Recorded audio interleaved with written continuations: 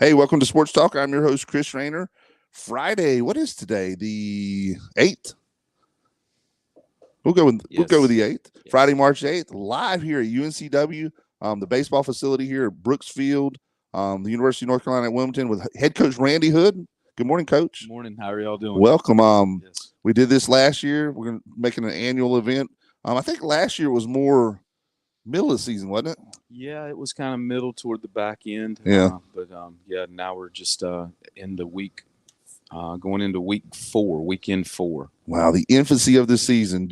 Still, this is the time of the season where you're trying different things, seeing what lineups work, who you're going to have it lead off, things like that. And we're going to talk about the team, everything that's going on with it here shortly. Do want to mention our sponsors real quick. Sports Talk is powered by Barnes Diamond Gallery, National Dodge Chrysler Jeep Ram, Bayshore Animal Hospital, and by the way, Dr. Gina Francis is the vet there. They're moving to Swansboro with a tentative opening date of March 25th. I also want to thank Golden Corral, Bartley Insurance Services, Bill Mercer, Lane and Associates Family Dentistry, Humphrey Heating and Air Conditioning, Jones Onzo EMC, your Touchstone Energy Cooperative, and Southern Touch Painting. I also want to thank Helen's Kitchen. They always hook us up with breakfast. We're in Wilmington today, so that was a little far for Helen's to bring biscuits. I'm sorry.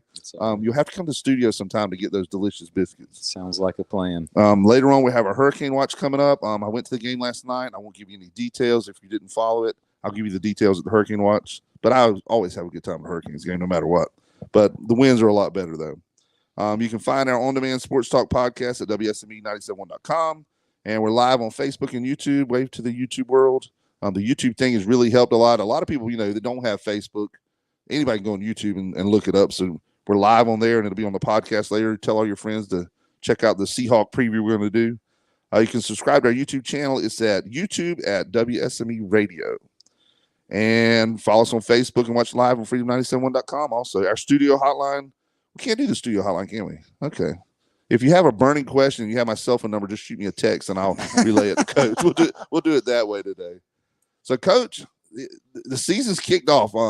13 games so far? 13 games, yep. And how many of you guys play total now? 56 in the regular season. Wow. And then, you're only guaranteed 2 maybe in the conference tournament. Unless you keep winning, and then postseason can just, as you get into the regionals and super regionals, it just depends on, you got to keep winning at that point. It's double elimination once you get to the conference tournament time. Well, I love your website here. Do you know it's 8 hours, 57 minutes, and 12 seconds till the next game? Yeah, I do. I like that. When did you guys have the countdown? Or has it been there? I think it's been up there a lot of times, especially at the beginning of the season and countdowns like that. But I guess they do it now per game. Yes, every game now. Honestly, I didn't even notice that. I appreciate you bringing that up. So you guys are playing tonight? Tonight at 6. Yeah, we're just going to hang around Hollywood and stay for the game. We'll go eat somewhere and then come back. Now, eating, you can look at me and tell eating is a big thing to me. We're going to be here for lunch. What do you recommend for lunch? What's a good place? What's your go-to? I have a lot of little just kind of. Do you not want to get that out so the media and the press and the public doesn't crush you when you go eat there? It just depends. Like a lot of times because of our schedule, I'll bring my lunch. Right. A lot of our staff, Coach Seacrest, don't eat lunch. He piles it on at dinner. I don't think he eats breakfast or lunch. Is he an alien and doesn't really eat food? No, he just has this. He don't eat much early, and then he gets his food at night. Coach Moore, he's a 3-meal guy. Coach Stott's a 3-meal guy, but a lot of us bring our lunch just because our schedule and things like that. And then if there's days where I do need to go out, it just varies. If I want a sandwich, I'll go to Honey Baked Ham. Oh, that sounds good. Their little deli there is really good. So they have good. They have hot subs too, or mostly? They do, and PTs if you want a burger. Yeah, or chicken I know sandwich. PTs now. Of course, J. Michael's Philly Deli. Yeah. If you want I like the good Philly cheesesteaks. I've got into some of these. What do they call you? Acai bowls. I know that it might not be your cup of tea. It's like, is it like hibachi sort of? No, it's where it's like a fruit bowl where you get like bananas and all that kind of stuff. See, a little healthy stuff. You look at a fat boy and just assume he can't eat bananas and fruit. It's Smoothie King or something like that. No, we got one of those in Jacksonville. They're pretty good. Yeah. I don't know. It just varies. I don't try to eat a really big lunch. Yeah. Well, when we come, we like to do something indigenous to here. We can always go to, a McDonald's or something like that. But I want to do something that's local. And I remember when I was down here, something fishy. Yeah. Good little seafood place. Yeah. Casey's. That might not be your thing, but Casey's was always good to me. Well, there's also Katie's Bar and Grill, which has great breakfast and lunch now. So Katie's is still open? It's still open right there on Wrightsville. Right as you go down. They've remodeled inside, and it's really good. They have like half off chicken sandwich days, half off burger days. I want a whole burger. I don't want half off. No, just I know the price. Yeah, I'm best with it. And if you really want like what I think some of my favorite food, Moe's Original Barbecue. Where's that at? It's it used to be Flips. Okay. Down so on Oleander, back towards Airlie. Yeah, I know where Flips used to be. So it's the exact same spot, but when I say barbecue, try their wing platter. Okay. Best wings in town. Oh, how about Wild Wing Cafe? Is it still open? It's at Landfall there. I think they closed. Really? Yeah. Kelly just said they closed. Because years ago they had where like every day you'd go in there like 8 different kind of wings. Yep. So you had a little wing bar buffet thing you could do. And Moe's has one style of wings. They're smoked, but they have 2 sauces, like a red and a white sauce. Okay. And you just kind of mix and match it, but like the wings are unbelievable. Might try that. Now, have you ever ate at Casey's? Casey's Buffet? Yeah. A long time ago. Yeah. Probably not my cup of tea. It's different. Yeah. I know our players crush it. Well, you've grown up in the country, and you know that. Yeah. Well, you look at some places and like your wife may go and say, "I'm not gonna eat here." Yeah. But don't judge it by the looks because it's got some good chow. No, it's got good food. I just like I said, I don't do a ton of like what I would say heavy buffet lunch. And that's the bad thing is I do, and that's why I look like I do. So maybe we might hit Moe's. That'd be something where I can keep the portion level down. Well, let's jump right into your season. Is Kent State the first game you guys had? Yeah. Okay. First series. The first 3-game series. I want to make sure I went back far enough. 2 out of 3 there. Now Kent State, obviously, that's Ohio, right? Yeah, they're usually one of the top teams in the MAC conference. Okay. You got 2 out of 3 from them. Had Coastal. You guys went down to Coastal. Mm-hmm. What do you think of the facilities there now? Beautiful. It's awesome. That's what a national championship will do for you. Yeah, they back in 2014, 15, 16, that time frame when they built what it's called Springs Brook Stadium now. I think that was probably some of the best $15 to $18 million spent in college baseball. It's a beautiful, beautiful place. And just shows you when a university's committed to a sport and help do things, what you can reap from it. And they've done a great job, and always a great program, and it's fun to play those guys. And this is Coach Gilmore's last year. He's retiring. Oh, really? Yeah. So, and he was the coach for their national title, right? Correct. Yes. Now, did you see that run coming that year? What year was it? Roughly? I think it's 15 or 16. So, okay. It was about that time. And 8 years ago.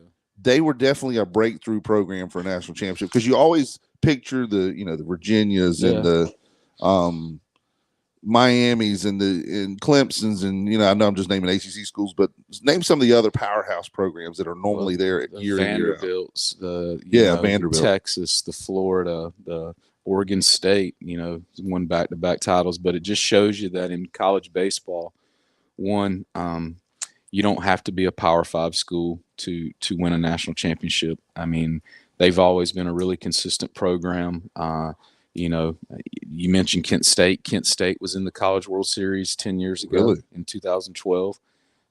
Stony Brook, who's in our league, was in the College World Series in the last 10 years.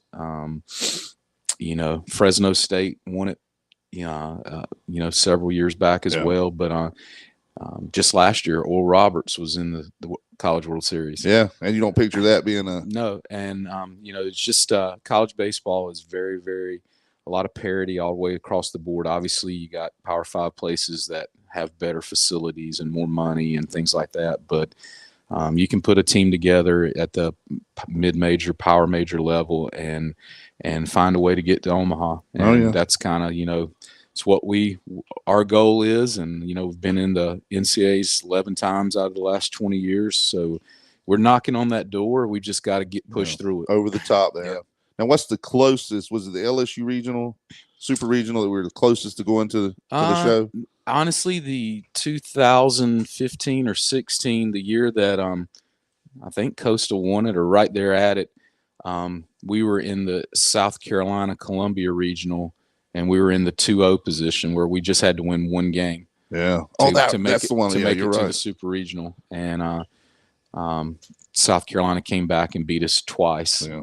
And Of course, being at their home facility that was, helped. Yeah. It helps. You got 10,000 people cheering, against you for those final 2 games. But we've been in that regional final, I think 5 or 6 times out of the 11 regionals we've been there.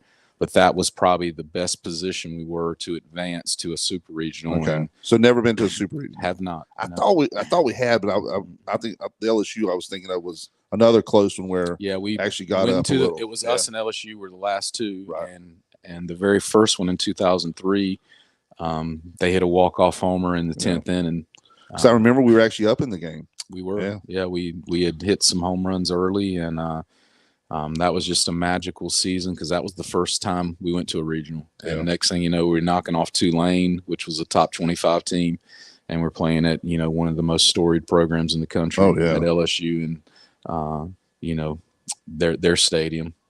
And folks, if you're out there listening and hear me saying you're thinking that I've just jumped on the bandwagon. I'm a legacy man. That's right. I was a work assistant out here. I didn't play, but I was a work assistant for it seemed like 5 years, but it was just the last 3 years I was here.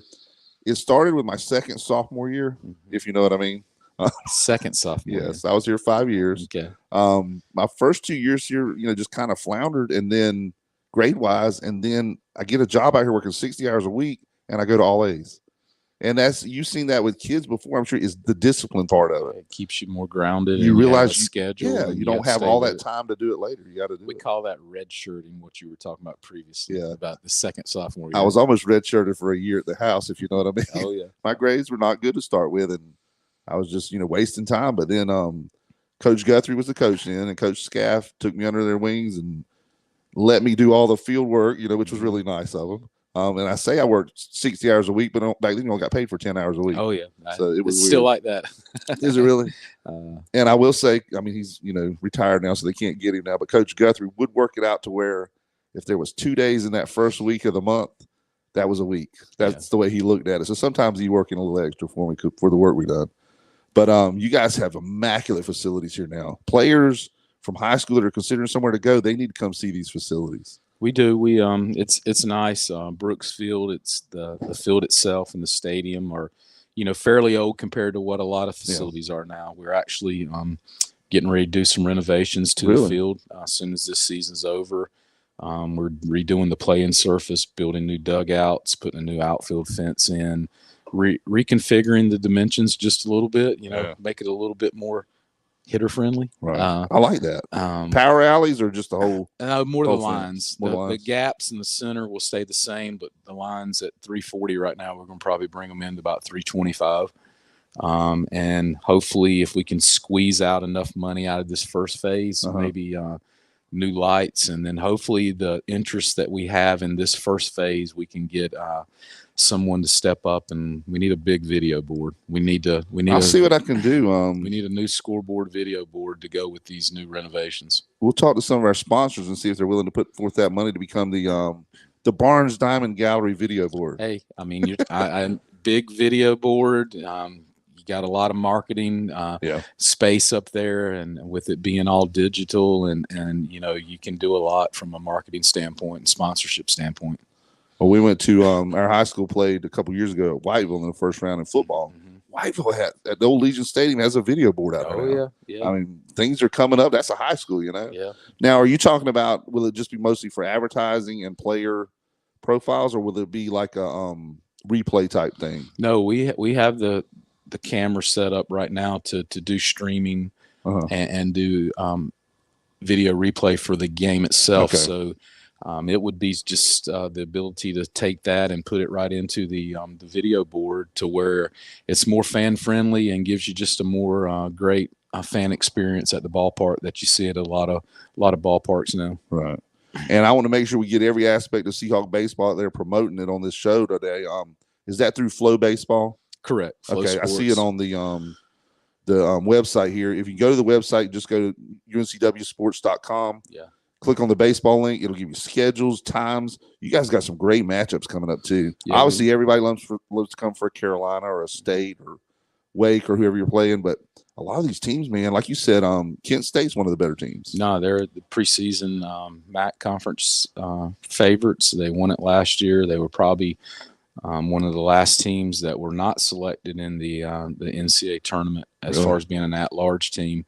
They're off to a little slow start, just kind of like us a little bit, but they'll get it going. And we don't. Our schedule's tough. I mean, every team we play is a tough day. Yeah. I think there's currently 9 teams in the Carolinas that are in the top 25 between South Carolina and North Carolina. I saw that. East Carolina, Campbell just snuck in there. Yeah. So, we play, I think, 6 or 7 of those teams at some point in our schedule. So there's nothing easy. And, this weekend with St. Joe's is going to be a tough matchup. And then we got East Carolina midweek. And then our last non-conference weekends next weekend where we go to Charlotte and play a really good American Conference team. What's that facility like at UNC Charlotte?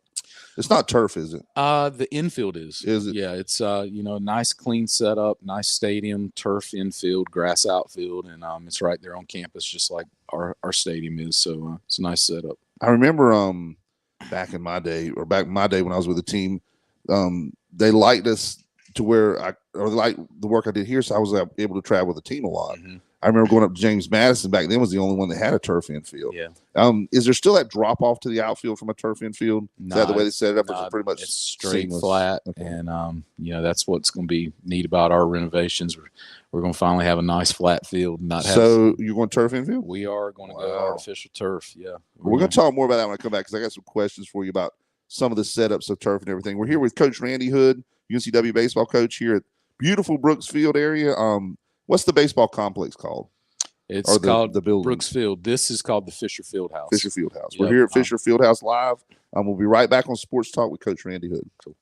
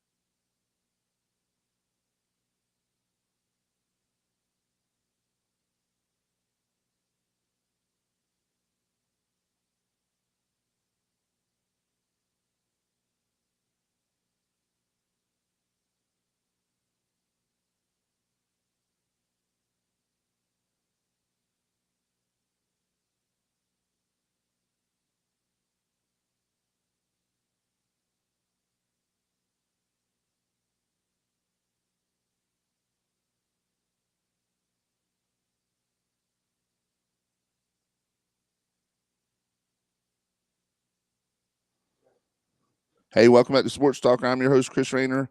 Friday, March 8th, we figured out it finally is. And I know that because I went to a hockey game last night, March 7th. We'll cover that in Hurricanes Watch coming up.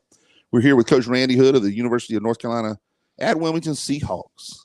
What do y'all call yourself? Diamond Hawks still? Diamond Hawks. Or is that a press thing? No, I mean, we're the Diamond Hawks. I like the nickname. I love the logo. You notice I'm wearing the hat you gave me last year. I'll have to give you some updated hats. I was hoping you would say that because I brought you prizes this time. You don't even know what they are, but you'll be pleased. Let's put it that way. It's not like a dancing girl coming in or anything, but it's it's still nice. We were talking about the upgrade of the facilities coming up. Are they going to do anything with the stands too, or is that cast thing pretty much what you're going to have? Phase 2 and phase 3 of the project, which will not happen this summer, is more of looking at what we're going to do to the stadium, potentially maybe our operations, which is the building we're in currently. Right now, it's across the street. We want to get stuff over there altogether. So, like, our ultimate plans is to figure out how to take our operations, our offices, and our locker room and tie it into the stadium. Right. So, mainly the first phase is just going to be the field, the dugouts, the outfield fence, and hopefully the lights. And like we said, if we can find a way to get someone to help us with a big video board, that would be awesome as well. I'm working on it. All right. A guy that has a lot of money, and you say you still got his phone number. It might be time to call in a favor. Yeah. Michael Jordan video board. Yeah, that would be awesome. Jordan brand up at the top. Oh yeah, it'd be a drop in the bucket, man. Yeah, it'd be like me handing you a $20 bill right now. Exactly. So you might need to go to that phone number now. Let's talk about that a little bit because we talked. Last time had you on last year, you and your coaches. I didn't feel like we spent enough time talking about your background coming here. What year did you first come to UNCW?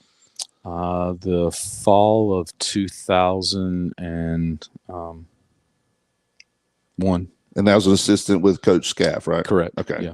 And you played baseball at Campbell. I did. You played with Henry Rochelle. We won't Yes. hold that against you, though. Dixon High School. You played with a lot of quality players. I remember you went on to the minor leagues with the Birmingham Barons. Yes. Originally signed. Yeah, tell us the process through there. Played at Campbell.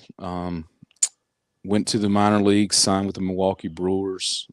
Played 5 seasons between the Brewers organization, the White Sox organization, and the Angels. Mm-hmm. So Helena, Montana, Peoria, Arizona, Stockton, California, Erie, Pennsylvania, South Bend, Indiana, Sarasota, Florida, Birmingham, Alabama, and then I think that was about it. I always love some of the great names in minor league baseball. Yeah. And it's so cool the way they don't do – I mean, we had the Kinston Indians for years, as a minor league team. They were one of the few that actually used the same moniker as the major league team. Yeah. Most times it's something different, like the Down East Wood Ducks. Down here you had the what was the Marlins team here? Yeah, it was the Wilmington Wave, right, and the Port City Roosters. But they were parents. Their parent the Wave was the Dodgers. Okay, and the Roosters were the Mariners. And there's nothing in Wilmington now. Nope. There's been a lot of talk and a lot of interest, and I still think Wilmington will eventually have some type of minor league baseball. Yeah.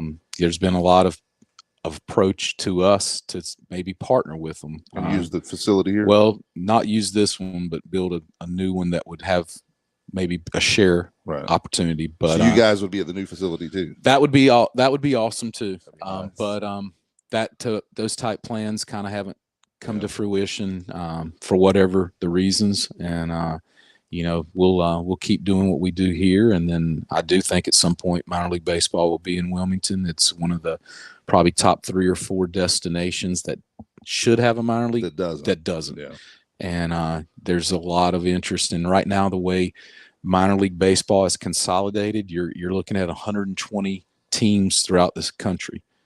And Wilmington should be one of those 120 cities. Well, I think there's the market for it. And, now what you have to do to basically meet the standards that minor league baseball and major league baseball has put for their minor league development systems to have a facility or anything like that would be a really special place. And it would be nice. Well, if you're listening through my Facebook or some of the old friends I went to school with, Tim Hooks or Randy Fennell, any of those listening, and you have not been back to UNCW since we were here, you wouldn't recognize the place. It's changed. Not just the campus, obviously, but I'm talking about the baseball facilities. I was talking about how when I was here, we had, it was me and the guy that was actually paid by the school, and then I was basically the other guy. We built batting cages out of old tennis nets they had taken down. Yeah. We weaved them together like we used to do our fishing nets. Oh, yeah. Once Coach Scaff knew that I knew how to weave a fishing net, he put me making a batting cage out of tennis nets. Next thing I knew, we were doing that one day. So when you got here, the stuff had already been improved from the minor league team, though, right? Yeah, the minor league team had kind of added the dugouts that are still currently there, which are outdated, and that's one reason why we're going to be redoing them. Yeah. But well, are they going to be more level with the field? Or are they still going to be down below? It's still, we're going to have a little drop down, but they're going to be more depth. Yeah. There's going to be a lot more ability for the players to kind of sit, whether they're sitting or leaning up against the railing. I mean, just a lot of more updated amenities in them. We actually are in that process of designing and that kind of thing right now. That's awesome. So it's exciting, but yeah, we're looking forward to it. We have a beautiful indoor facility that place is awesome. It is nice. We've added a weight room in there. Got a nice turf field in the back that gives us a lot of development area, and that's one thing we pride ourselves on is getting young men in here and making them better baseball players over the 4 or 5 year careers that they have here, and working with them. And some of them might not be like fully developed when they get here, obviously, but our job is to try to make them better and make them better quick so they can get on the field and help us win baseball games. And it's not like a football weight room where everybody's benching or everybody's doing this. You're doing things that are, baseball specific. Yeah. We have a beautiful 8 racks set up in there where, if you took our whole team in there at once, it's probably not big enough. But what we do is usually split it up where the pitchers get their lifts in and the position players, because there's a little difference there, what the pitchers are trying to accomplish in the weight room versus what position players are. So, we can get a lot of stuff done. It's very nice and convenient to where we can, get in there pretty much whenever we need to. Yeah. And that's one thing we pride ourselves on is, like I said, not just developing our baseball skills, but our overall physical body to allow us to maximize everything we can possibly can with our athletes. And you obviously got, batting cages in there. You've got the swing trackers, all that stuff, the electronic equipment. Pitching mounds, I'm sure you got those in there. Yeah, we do. We have some portable mounds, but we prefer to throw off dirt because that's what we're throwing off of in our game field. Getting ready to change that. Getting ready to change. But we have multiple areas, whether it's in the indoor, whether it's in our covered cage where we have a really nice kind of minor league mound pitching development area. Sweet. And that's where it's kind of our pitchers area to work. And the mound that's under that is as nice as you'll find anywhere. Coach Seacrest, that's his baby. He keeps up with it and makes sure that dirt is just perfect. Perfect mixture. It's not just clay. A lot of people think it's just clay, but it's that clay sand mixture that makes it right. I think they call it black stick. Right. There's a secret sauce there that if you really care about mounds and dirt and batters boxes, there's a little secret sauce there as far as being able to get the right clay mix in there. And you say that, and it's so funny that this popped in my mind. Every place did things different. And back, we're talking about, late, mid 80s, late 80s, when go up to William and Mary, and it's a rainy day. Normally, people would bring out Diamond Dry. That's what it used to be called. I don't know what it's called now. It's still Diamond Dry? Yeah, it's a version of that. Right. They brought out these bags of ground corn stuff that they had done locally. You can still see the husk in it a little bit. And that's what they used to dry the field with. I mean, I've seen people even use cat litter.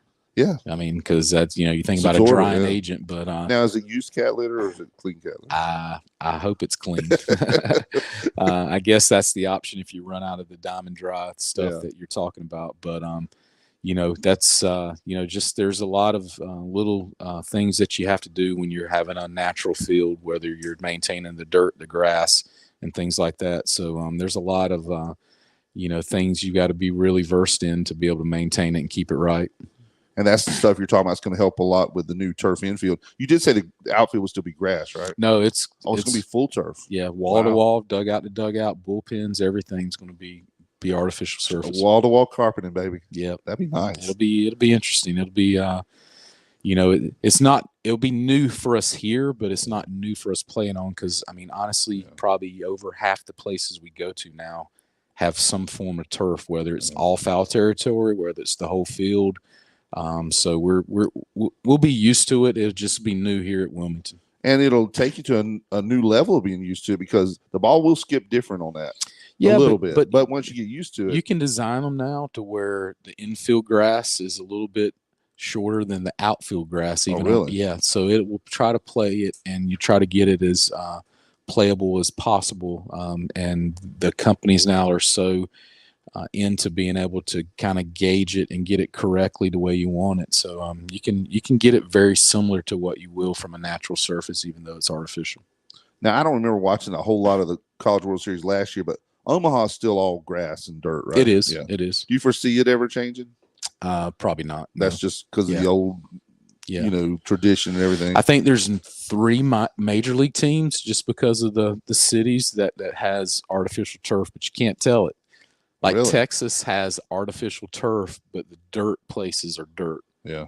I think. Now, I don't ever see the major leagues going to like a AstroTurf mound, or not AstroTurf, but a turf mound. No, most of those will always be dirt. Yeah. Tampa Bay's artificial turf. Really? And Toronto's artificial. See, now we've been to Lambeau Field before and did the tour up there. Mm-hmm. A lot of people don't realize it's a hybrid. Yeah. It has these plastic things that are there, and the grass grows around them, and it helps thicken it.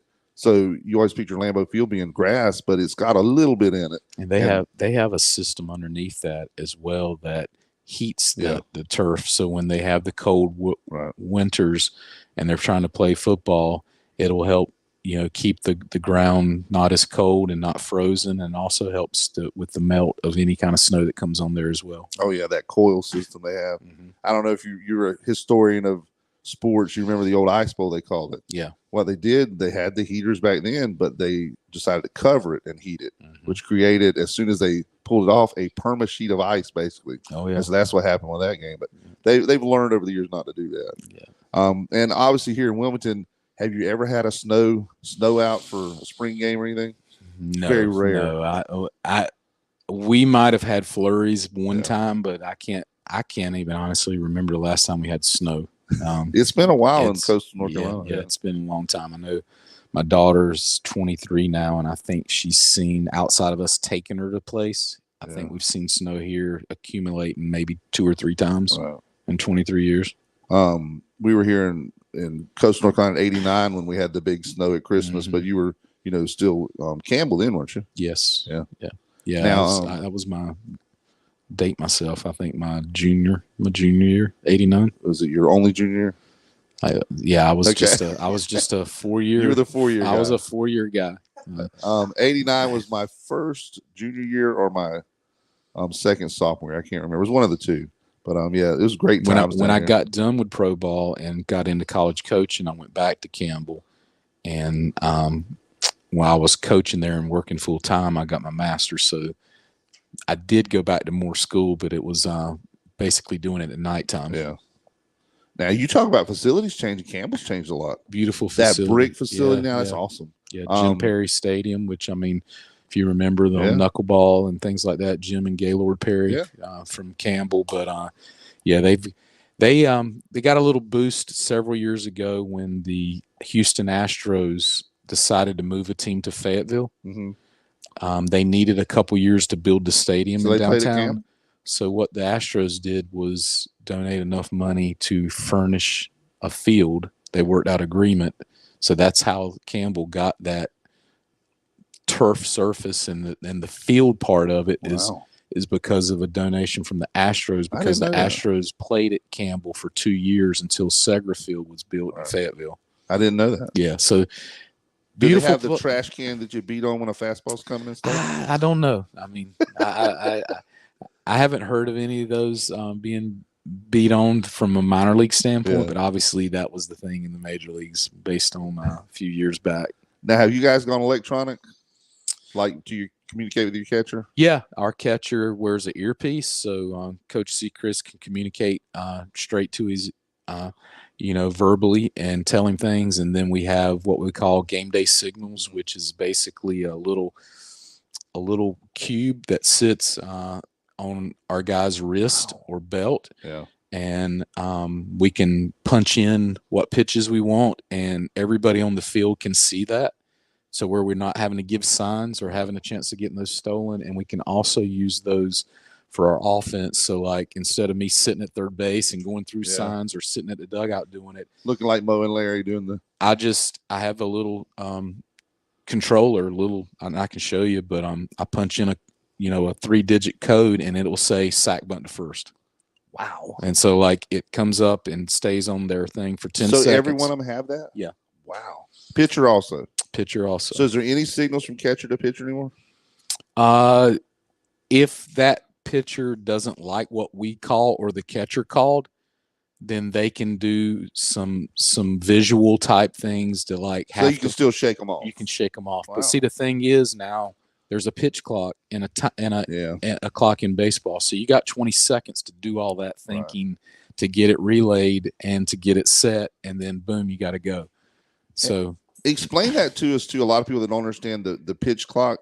Can he still step off and start it over, or does he have a certain number of times they're allowed to do that? If there's somebody on base, you can step off one time per hitter. Okay. And if you do it more than that, then it's a ball. Automatic ball. Okay. If there's nobody on base and you just decide to step off or not throw inside that 20 seconds, it's a ball. Wow. And if the hitter is not in the batter's box ready to address the pitcher at the 10-second mark of that 20-second clock, then it's a strike. Can the pitcher go and throw it if he's not in the box in 10 seconds, or is it just automatic strike? No, you can't. You got to give, like, it starts at 20 and it works down, but between that 20 and 10, you're not supposed to have to pitch the ball unless the batter's ready. But you can if he's ready. Yeah. The game has changed so much, hasn't it? It has. It's brought some of that basketball and football feel as far as keeping the game moving, which, I'm a purist. You got to get 27 outs, whether it takes you 2 hours or 4 hours.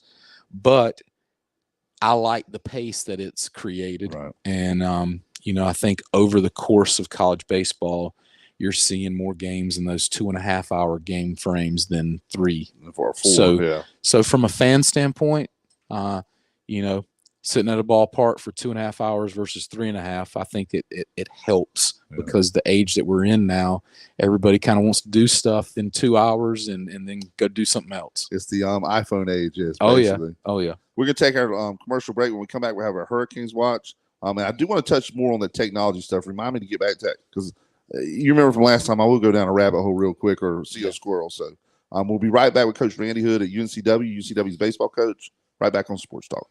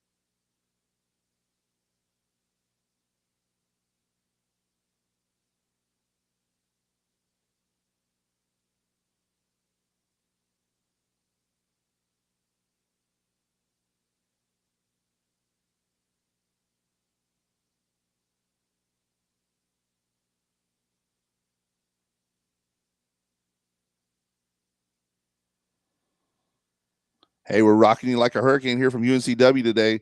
Hurricanes are not something we like to hear down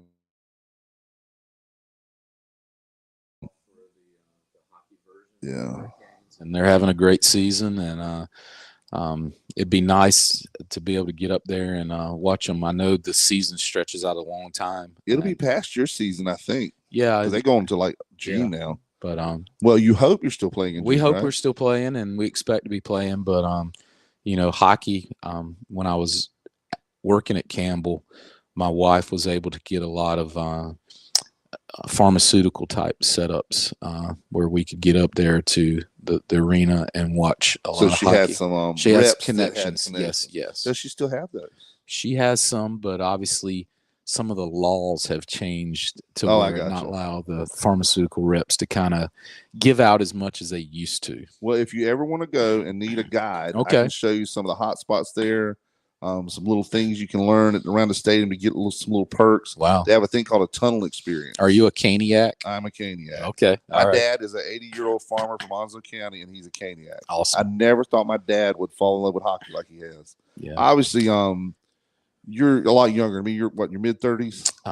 Yes. Okay, so you don't remember the 1980 Miracle on Ice. You do. I do. That's I have the video of it, the what do you call it, CD or whatever? DVD. Yeah. I have that in my little collection. And you're talking about the movie Miracle.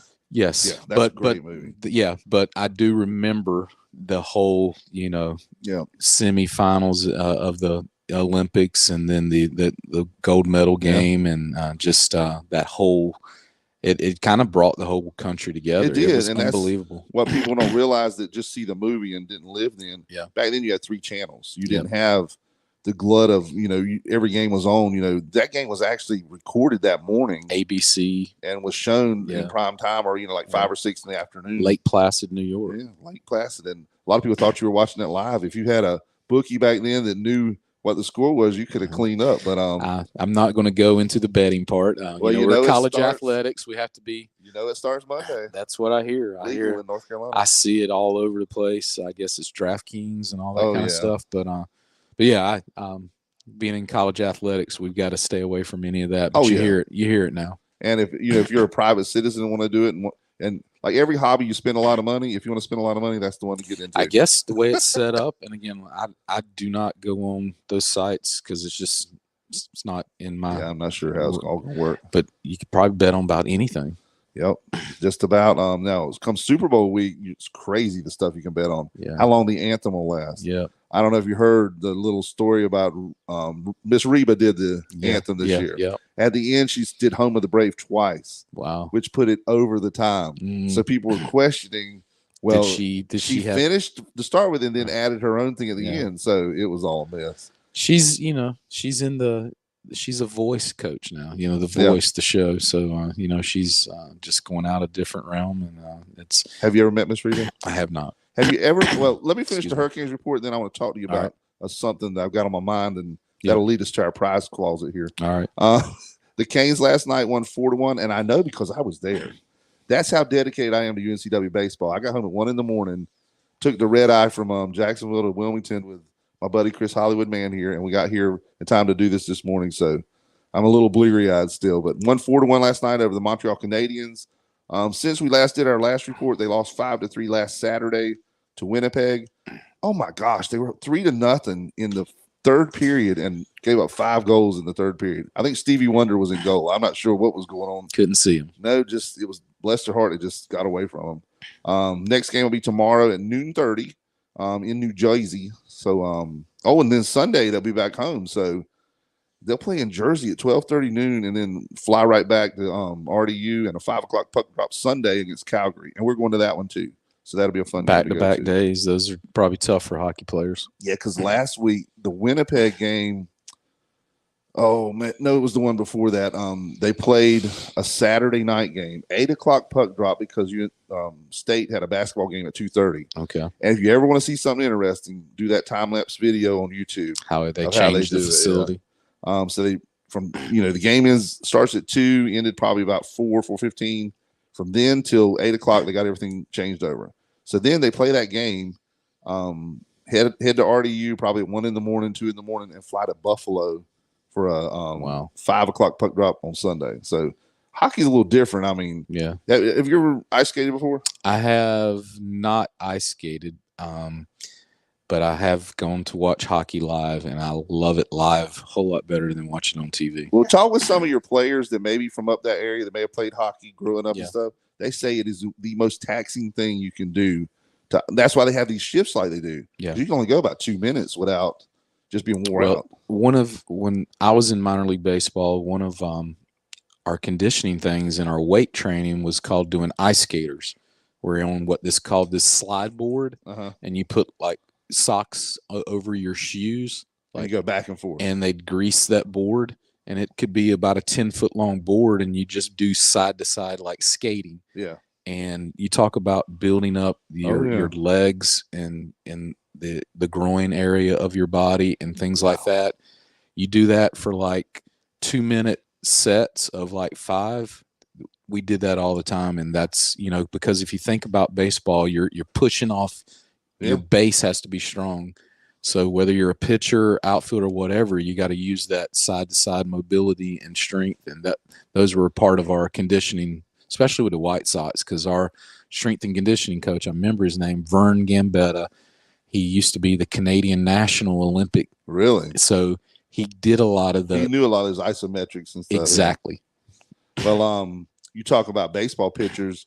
Everybody thinks Nolan Ryan. You think great arm, right? Yeah. A lot of his was his legs. Yeah. And his that big rear end he had. Strength that Texas build. Yeah. We call the foundation. It's just like building a house. You got to start from the bottom up, and you want to have a strong foundation. That's where it starts, from not only just a house project or an athletic project.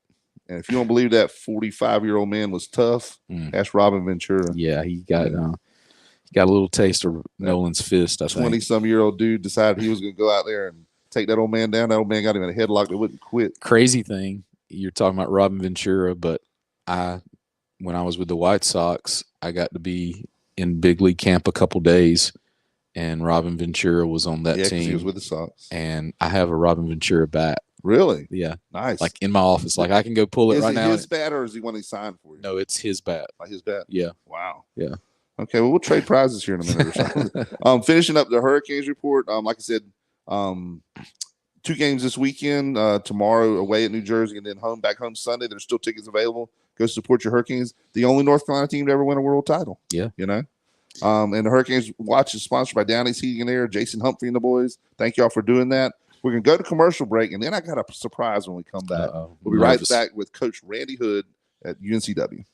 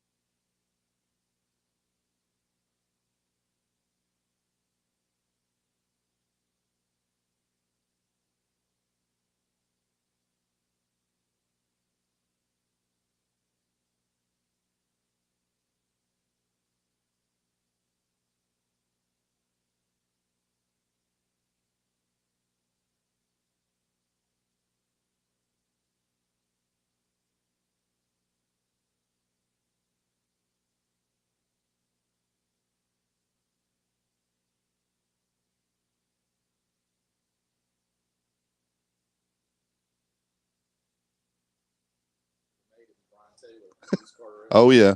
Welcome back to Sports Talk. I'm your host, Chris Rayner, back here with Coach Randy Hood, University of North Carolina, Wilmington, Diamond Hawks. You guys got a game coming up today at what time? 6 p.m. 6 p.m. Yeah. And it's Parents Weekend. Parents Weekend. But the kids aren't here. Well, that's weird. We're talking more about parents for our program and alumni. Hopefully, so my dad can come back? Yeah. Hopefully a lot of the students will start trickling back in here over the weekend with classes starting and things like that. But, yeah, it's 6 o'clock today, 4 o'clock tomorrow, and 1 o'clock on Sunday. But it looks like Saturday will potentially be a rainy day, so we might end up having to play 2 games Sunday. Doubleheader. Yeah. Let's play 2. Why not? Yeah. Coach Moore. Hey, Coach Moore, welcome. It's got the laundry.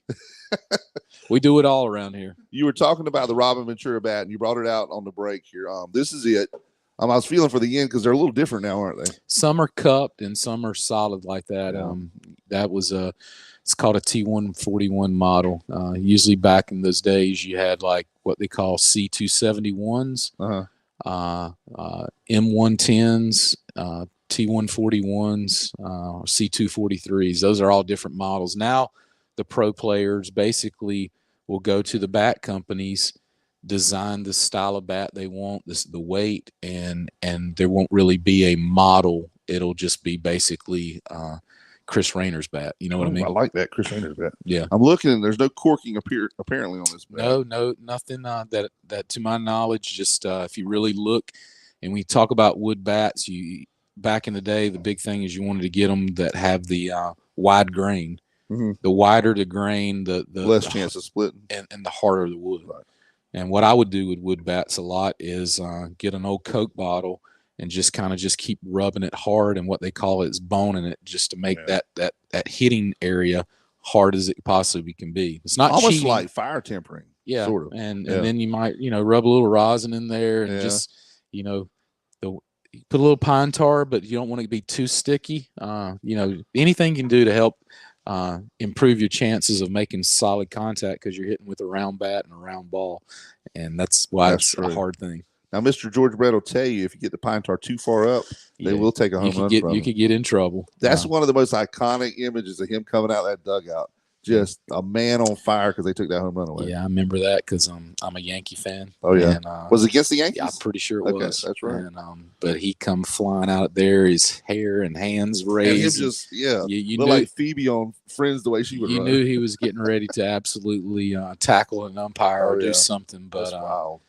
Yeah, I think that was that the game he hit 3 home runs? I'm not sure, but I remember I think, was Billy Martin the manager? Might have been. Because it seemed like I remember Billy Martin was the one that came out there and protested it, and there was a way they could lay it across the plate and tell how far up it could go. Well, the plate. And when they did this, he was out. Yeah, he played 17 inches, and then obviously, this area right here, the pine tar is not supposed to go up higher than the trademark. So when it got way up here, then all of a sudden, you're way past 17 inches. So. Now, you're talking about the trademark. As a kid growing up, we all had wood bats, and we were told to always turn it where you don't hit it on the trademark because it'll split it. Is there any truth to that at all? Not really. And I think there is. You were always taught to keep the trademark up or keep it down, right, where the hitting surface is away from it. Now the way they're made, and kids, they think, all right, I can just get a new one. It doesn't matter. But back then, if you had a special bat, you didn't want that thing to break at all. You just wanted to keep using it as long as possible. I still got my old ones, Yeah. We talked about corking the bat. Obviously with wood, you'd have to drill it out, put some cork or other substance in it or something in it to make it a little more lively is what basically it's supposed to do, right? Have you found any evidence that works? I didn't know of any being corked. The old aluminum ones, the Eastons, you pop the thing off and some guys would put tennis balls in. Remember those? I remember the bats. I don't really remember. You never heard anybody putting the tennis balls in? No. I didn't know if it had anything to do with it at all, but I think it was in the guy's mind. Yeah, I know it made a difference. I'm sure there was people that did everything they can to stretch the rules. Yeah. But as far as anything that I've done or known knowledge, I have not. I like the lounge area in there. That's nice. Yeah, Chris's office. We're going to take you around the facility while we're here, or the main room we're in here. I see a couple of CAA champions up here. Which teams are these here? These are there's all 7 of our championship teams. Oh, really? With our most recent being in the hallway, the 2023 team. Okay. But you work from years, and I can't see on there, but that says what 2018, 2019, 2015, and then we have a couple in that hallway. But there's 6 up here that represent 6 of the 7 championships, and then the 7th one that this was this past year is in the hallway as we go downstairs. That's where we put the most recent one. And I like the collage mural. You know what? The collage you have here on the wall. The centerpiece is the stadium and a game going on. Typical night game down here, you know. I can feel the sand fleas on me right now. Yeah. They're not as bad. I remember Charleston seems to be the worst, but and you're right, because when we came last year, they're not as bad as I remember when we were here. But, maybe it's the way that some of the facilities have adapted around it. There's not as much surface area. A lot of this is I would say, you know, it's not outdated. It's just more history. Right. Back in the, you know, the 2000s and you know, the 2010s and 15 times. But we definitely we've got some plans up here to you know, redo around the TV area and make a little better display for our apparel and also our trophies, because we got a lot of trophies. Now I saw the rings over there. What's the story on those huge rings? Those are basically the company, the ABCA, American Obviously, Baseball. It's not a real ring. It's the American Baseball Coaches Association gives out what they call championship rings for all regular season title winners. So every year you win a regular season title in your conference, you get presented one of those rings at the ABCA convention. I think it's huge. Yeah, I want to show you something real quick. Let me grab that, and I'm going to talk a little bit more about some of the pictures here. I'm looking at one of the pictures here has Coach Scaff and Coach Brooks on it. And when you get back, we'll talk about that a little bit too. What you got there? I got a championship. They came in a few weeks ago. And you haven't even taken out of the box? Well, this is one of the guys that's not here. Okay. So we've got to get them their rings. So would he notice if he didn't get it? You know, and we're send it home with a radio host. We're going to get everybody that was on the team their ring, but basically, you know, these rings were presented to our players a couple weeks ago at a basketball game. But look how cool this is, where the light comes on. Wow. And then you have your championship ring in there. So it's got a little LED light at the top. That's awesome. Yeah, display. But what's pretty neat about our championship rings is, you know, every ring you can, you know, put little things that mean something. But this past year when we won the regular season title and the tournament title, it's only the second time in program history that you did both of them. 2012 and 2023. So on this side of the ring, it signifies 2 championship rings, which is it's happened only 2 times. Wow. And then you basically have the year. You have your logo, your 4 diamonds that are colored to look like the bases. You have the person's name. And then on the inside, you always try to put something. I asked the guys what was special about the season. Well, you know, we always talk about our team and our culture and the brotherhood. So that brotherhood's right there. Nice. And then we always talk about every year or every game on the inside, it says 1-0 today, because, you know, we focus on potentially, you know, each game being, you know, just worrying about one game. So going 1-0 today. And then there's some Mickey Mouse ears in there. We were called by opposing coach a Mickey Mouse program, so our players kind of ran with that. So that's kind of a little bit of, you know, little bulletin board material. So we put some Mickey Mouse ears in there. Well, as I try to slide this on my meat hooks here, is this a little fella here? Yeah. Okay. Yeah. Because I was starting to say, man, and I realize I have fat fingers anyway, but yeah, that's a beautiful ring. Yeah, I think, you know, Southern. I'm giving a little, but Southern recognition. Their company, they do a great job, and, you know, like I said, when you give that and then the little light comes on, it's pretty neat.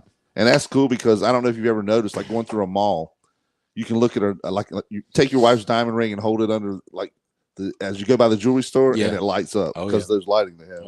The lighting they have.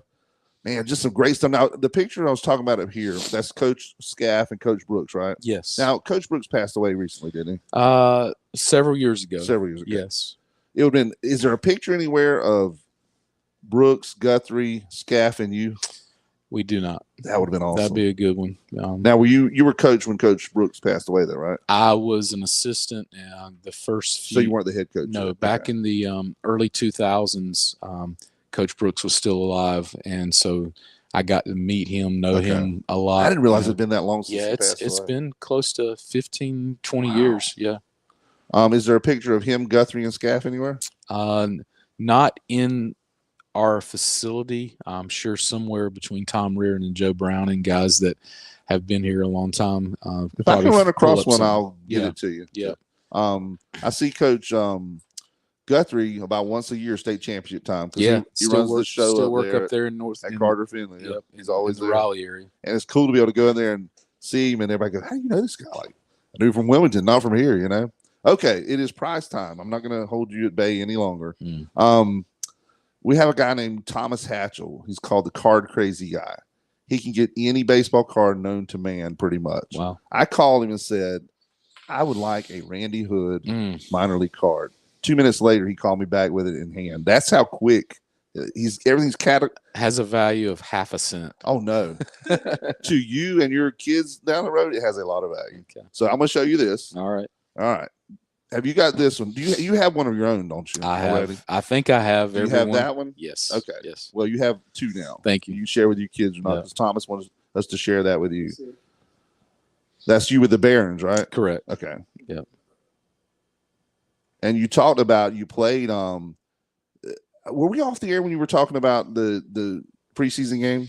Mention that. I think we were. Go ahead and mention that about who some of the players you were playing in that preseason game were. I think back in 2002 or 1992 or 1993, I had an opportunity to go play in a major league spring training game while I was in the minor leagues. So, I mean, you get called up to go from the minor league complex up to the major league complex. So you're kind of in awe a little bit because that's where you want to be. But, that game, that's awesome. I remember we got on a bus and went to Bradenton because we were minor league complex for the White Sox was in Sarasota. So you took a 30-minute trip to Bradenton to play the Pirates.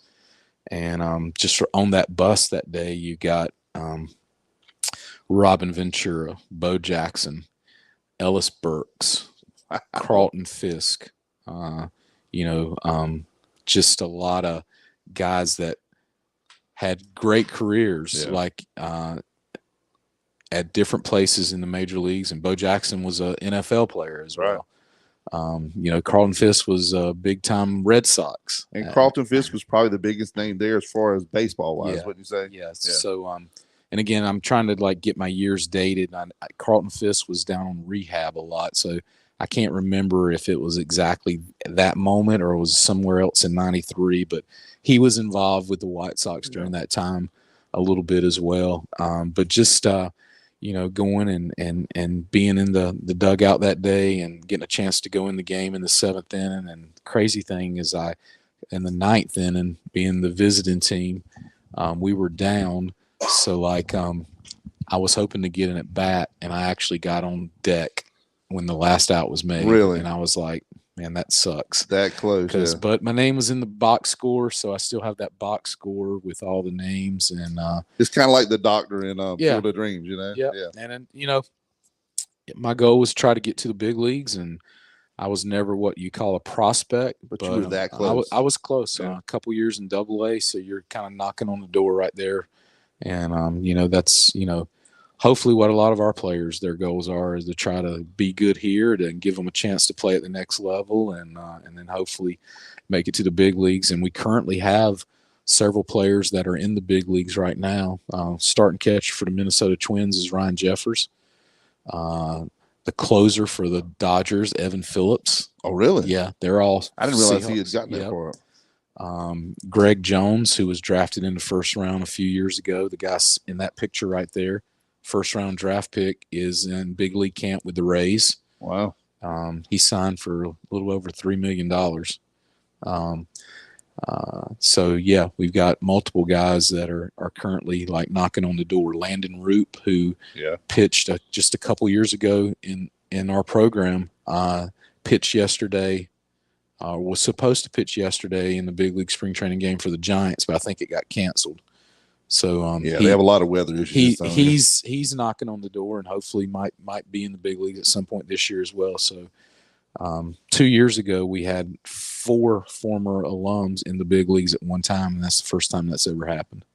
Who would you say in the UNC, not just in your tenure, but the history of Seahawk baseball from the old press guys, things like that.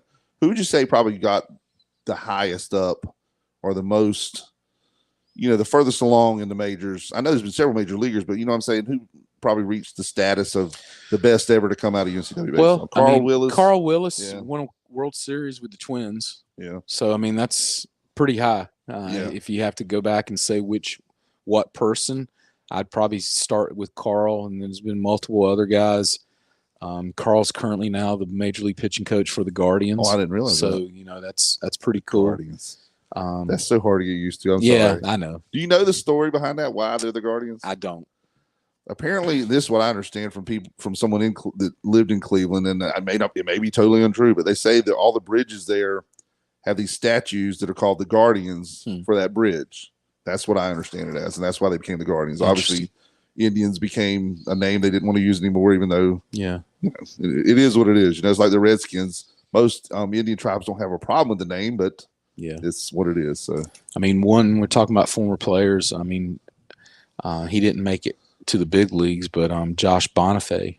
I don't know if you know that. Yeah, I've heard that name. But he is currently the minor league player development coordinator for the whole Texas Rangers organization. That's pretty high up. And they just won the World Series, and he's a big part of that because all the guys that are coming through the minor leagues, he's responsible and is pushing them to the major leagues. So, he had a great career here and played in the minor leagues and coached in minor leagues, and now he's like what you would call the farm director for the Texas Rangers. Well, you were briefly there with Bo Jackson, arguably one of the best athletes ever because of all – the way he crossed over other sports. Yeah, it's a real brief meeting and hanging out with him. But he's just, that's Bo Jackson. He was literally sitting in the seat in front of me. I could touch his shoulder. Hey, Bo, sign this for you. And that's the thing. When you're at that level, you don't want to gush. You know what I mean? But you realize that you're still there with Bo Jackson. And I will say this. How do players handle this? Is what's pretty cool. Like and again, I'm nobody. Like honestly, but I was with a guy where you had this moniker Bo Knows. Yeah. Oh yeah. And then I played with another guy, be like Mike. You know what I mean? Like, and I'm gonna get to that's pretty cool. Even though like I'm a nobody, like I was around touching shoulders, playing baseball with 2 of the best athletes that ever played. One in football and baseball, and the other 6-time world championship in basketball. Not only one of the best athletes ever played, but probably the best basketball player ever to play. In my opinion. Yes. Also. I'm sorry, all the LeBron people and the Kobe people, but like I'm going to say that there's one, and the one is Michael Jordan. The only one I've seen with maybe better skills than him is his brother Larry. He used to play out here at the courts at UNCW. Remember that? Yeah. Or that was before you got here. That was before. You remember hearing about it. I heard about it. Dude was unreal. Laney High School. He's only 6 foot tall. Yeah. So he didn't have quite the height like Michael has. He didn't get the height genes. And for those that don't understand what we're talking about, Michael Jordan's stint in the minor leagues with the Birmingham Barons. I'm sure everybody's heard about it, but let's tie it in. There's a famous picture of you sitting in the dugout beside him. You played with him. Weren't you his roommate on the road or something? No, he had his own room. Yeah.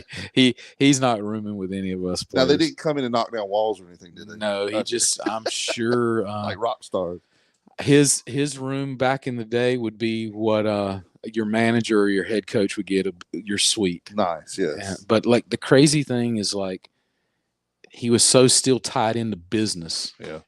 The Jordan, Nike, having to sign a lot of stuff. Like there was one day in a hotel room where the connecting room had just basketballs in boxes stacked to the ceiling, probably 300 basketballs, where he had to, at some point during that 4-day trip, sign all those balls. Really? Because he had like a deal with Upper Deck and the card companies and all the stuff where he had to get the signature on them to wherever they used them down the road, it was done.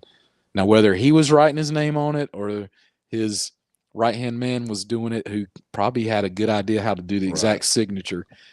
They had to go through like 300, 400 I'd want to basketballs. think that he signed them all, yeah. I think he did. And so basically, like, you know, in your off time in the minors, he wasn't sitting there taking the meal money and going and playing poker like you guys were. He was doing business venture things. He played a lot of golf. He had a lot of friends come in.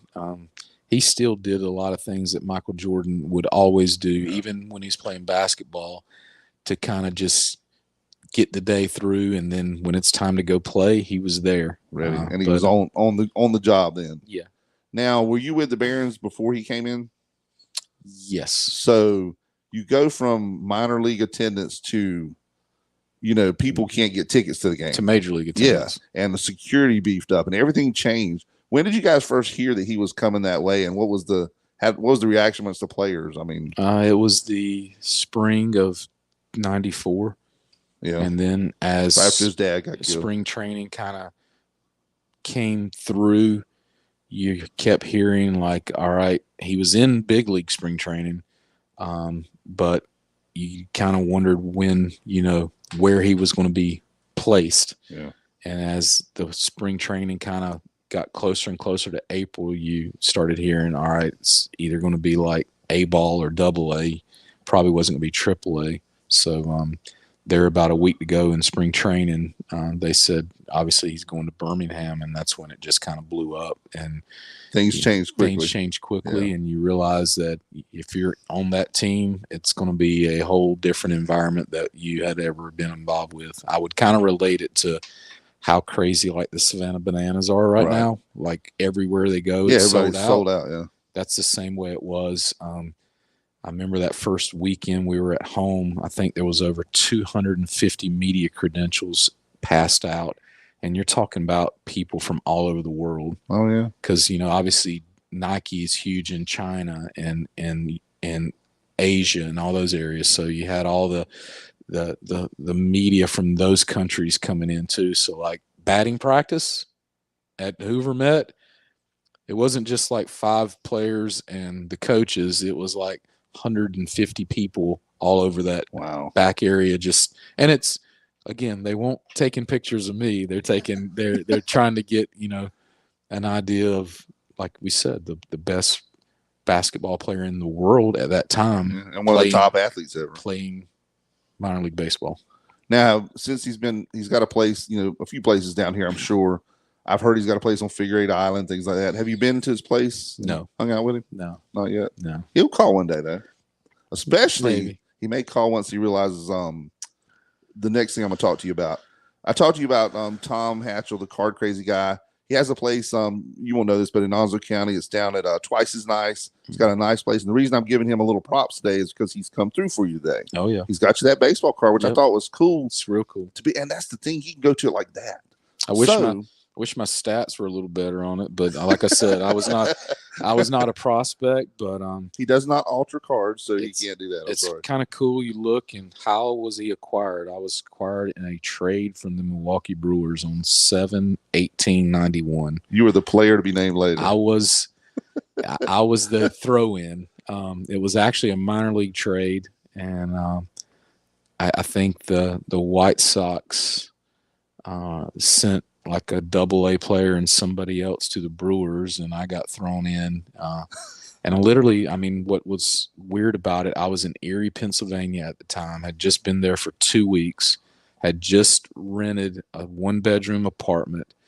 My fiance at the time, now my wife, was on the way there to visit me to bring me my car. And I got told at batting practice at the game that you just got traded to the White Sox. And the crazy thing is they said, you're going to go ahead and play tonight. And then tomorrow morning, the White Sox will call you and tell you where you're flying out to. Wow. And I said, well, where is that going to be? And they said it'll either be South Bend, Indiana or Sarasota, Florida. And I'm in Erie, Pennsylvania. My wife and my grandparents are driving up that night to see me. So I call them and say, look, I have zero knowledge of what time I'm leaving in the morning. I said, but I will be at the airport. So instead of y'all coming to this apartment, just drive to the airport. So I saw them for 30 minutes, hugged them, kissed them, told him thank you, told him to turn back around, take the car back to North Carolina, and I flew to South Bend, Indiana. Well, at least they were closer from Erie, PA there than it would have been Sarasota. Which I actually flew to Ames, Iowa, and met the team in Clinton, Iowa. I had to take a taxi from Ames Airport to Clinton, which is about an hour-long taxi drive. And I met the team, put my uniform on, got there at 6 o'clock. It was a 7 o'clock game. And, I mean, you can't make up this stuff, but the first game I get in, they pinch hit me in the ninth inning. The guy in front of me charges the mound. And we got into a baseball brawl the first night that I'm first night. And you come from the on deck circle. I had to run and try to tackle the catcher so he doesn't catch the hitter as they get to the mound.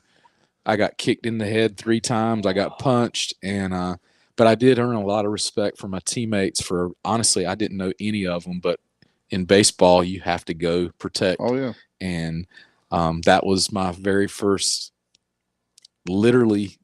Within the first 3 hours of being with the White Sox, a baseball brawl. Your first base brawl. Yeah. And that's one of the things about baseball. It's a slower paced game, obviously, a little bit. And it's sped up now due to the pitch count or clock and everything.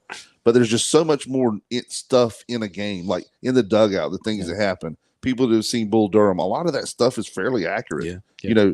Talking at the mound about something other than baseball, things like that. Well, see, like I got there that night at 6 o'clock. The game's at 7.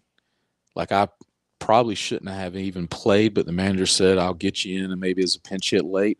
I had no idea what had happened to 2 or 3 previous games. So some of the stuff that had happened then escalated to that night. So, it's kind of story like a lot of people like, you're making that up. No, it actually happened. There's a lot of stuff happened. It was weird, but it was, it's part of my story. And back in the day, you would look at the newspaper to see the transactions for your team. Remember, who was your team growing up? Your major league team. Yankees. You look at the Yankees thing and you see player to be named later. You were the player to be named later. Yeah, just like I said, a nobody, a non-prospect that. I literally had 2 really good weeks up in Erie, Pennsylvania, and I played well against the White Sox affiliate in Utica. And that manager probably wrote good reports on me, and that's probably why at that moment I got bumped to that situation. So you didn't come to the White Sox organization with as much fanfare as your buddy Michael Jordan did. No. Okay. No.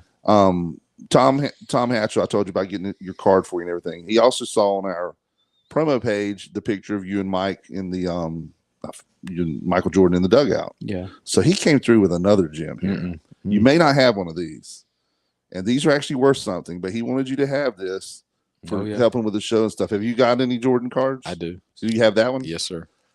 Okay, well you have thank two you. now. Yes. Yeah. Tom wanted you to have that because that one is that's got there's a little something to that. And rumor has it that you still have a connection where you could get a sign. Get it signed for you. Yeah. See if you'd sign it for you. And that would be a really cool card.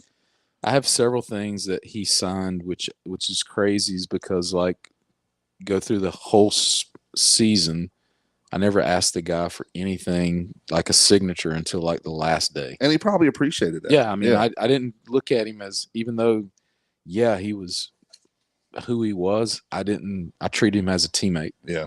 And try to let him do his thing. Yeah. And but then I realized there at the end of the season, after 6 months, it's time to collect, baby. Man, I need to get a baseball signed. I need to get something. Did you get a bat or anything?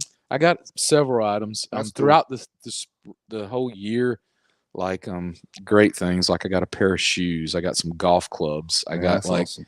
A lot of stories that I could write a book about. But you just pretty neat things. Well, we're going to take a quick commercial break. When we come back, we'll do This Day in Sports and finish up because you got a ball game to prepare for. Yep. We're not going to hold you much longer. We got to get ready. 60 seconds. So wait 60 seconds. Okay, we'll talk more then. Okay. We're going to do this thing called This Day in Sports. We'll basically roll through it pretty quickly. It's a lot of interesting stuff that's happened on this day, March 8th in history. Some days it's just there's a ton of stuff. Some days it's, mostly ice hockey or figure skating or whatever. Oh, yeah. Now, all right, we're going to head to our commercial break now. We'll be right back with Coach Randy Hood from UNCW.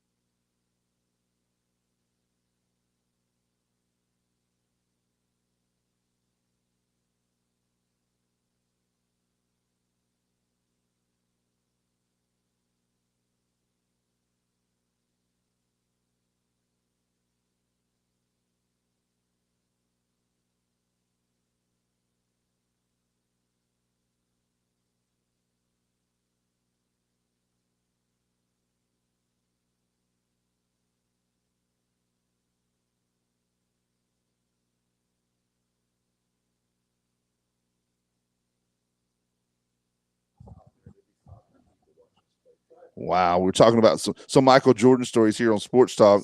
We got Coach Randy Hood, the head baseball coach at the University of North Carolina, Wilmington. Come see him play tonight. What is puck drop tonight? I'll call it that. 6 p.m. 6 p.m. first pitch tonight against St. Joe's. Are they the Hawks, Eagles? They are the Hawks. Hawks. I couldn't tell by the in the mascot Atlantic there. 10 Conference.